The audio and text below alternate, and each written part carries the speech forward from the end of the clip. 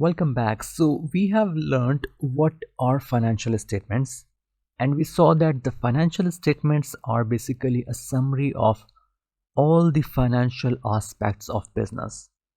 We also saw that what are the key reports that become part of financial statements and what is covered in each of these reports. We also told you that the first three reports are also called the three statements, and the remaining two statements are actually not that important. The first three reports actually cover the main picture of the business. So we are going to ignore that for the remaining discussion in this course because the topic that we are going to talk about is only focused on these three reports. Now you have learned how to prepare financial statements from the past data. But what if we have to prepare financial statements for the future based on the estimates? Definitely. If we do that, that is called a financial model. But that is not just it. You just simply cannot produce your financial statements for the future in any random format and call it financial model. That is not the way. We have to make sure that our financial statements that we are preparing for the future do meet some qualitative requirements, and these are financial statements should be connected to a central data, and then these should also be interconnected. And this also means that any changes if we make in the data should be changed across the whole model. Now let me explain that to you with the help of a diagram. Let us say we have all the data and assumptions and estimations that we have made for our business according to the business plan. So what is going to be the price, how many units we are going to sell, what is going to be the cost, etc. Once we have all this data, we will prepare profit and loss statement, balance sheet, and the cash flow statement based on data.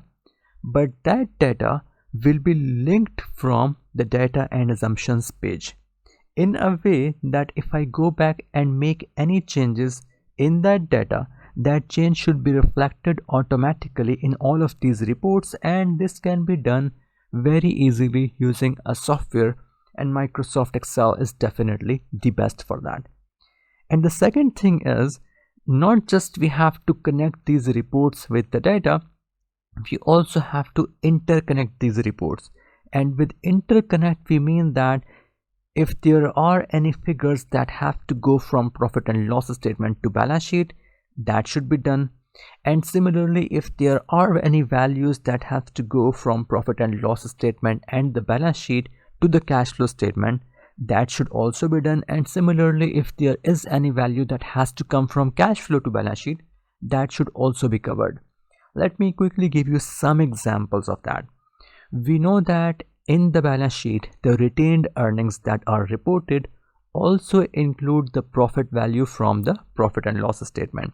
So we have to link that together, and then there are values in the profit and loss statement and the balance sheet on the basis of which we prepare our cash flow statement.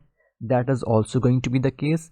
And we know that the cash flow statement has the closing cash and cash equivalent value that matches the balance sheet. So we have to take care of that as well.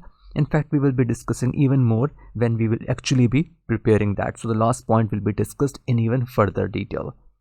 But now let us talk about a very important thing, and that is why we have to prepare a financial model, especially in such a sophisticated way. And there are multiple reasons for that. The first one is resource planning. You need to plan your resources, like how much money do you need, how many staff members do you need, what are going to be the expenses, how much cash you are going to need at what specific time. And the thing is, everything in the business is interlinked. What that means is, so for example, if we talk about sales, if the sales volume increase or decrease, that will be impacting a lot of different things, and until you know your sales volume, you can't even plan how much plant and machinery you are going to need, what will be your working capital, and what are going to be your operational expenses. all of these things are actually some way or the other dependent on sales. And unless you got to know all of these things, plant and machinery, working capital and operational expenses, you cannot answer the questions like what are going to be the capital requirements. I mean how much money do you need, what are going to be the labor related or HR staff related requirements, and what are going to be the cash inflows and outflows at what specific times. You will not know that. And finally, until you know the capital requirements and the cash flows, you won't know how much debt and equity you need to start your business. So all of these things are interlinked. We first need to identify what is going to be the volume of my business, I mean what is going to be the volume of sales, and then we have to work backwards, and all of these things are going to be interconnected, so that if the volume of sales changes at any specific time, everything else should be automatically updated in my model. So the first thing that we need financial modeling for is the resource planning. Secondly, we need financial model for the scenario analysis. Listen, when we start a business or when we are in a business and planning for the future, we cannot certainly say that what is going to happen in the future. Things may go in a little bad direction, or may sometimes go in an even better direction. So we should be able to analyze different scenarios. And once you have a fully interlinked financial model where just changing input variables on one sheet can give you the complete update on every other sheet, on every other report, you can do the scenario analysis very easily. And the third reason is business valuation. If I have to sell my business today, or even a component like 5% or 10% of my business today, I need to know the value of my business. And the value of the business is dependent on the future cash flows and future profitability. So unless I know what is going to happen in the future and how much money the business is going to generate in the future, I can never know the value of my business. So all of these things are interlinked, and to answer these questions, we basically need a financial model to begin with.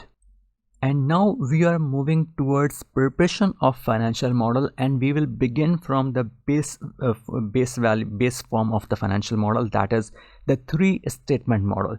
So we will prepare these statements in the way we have described. Let us start doing that from the next lecture.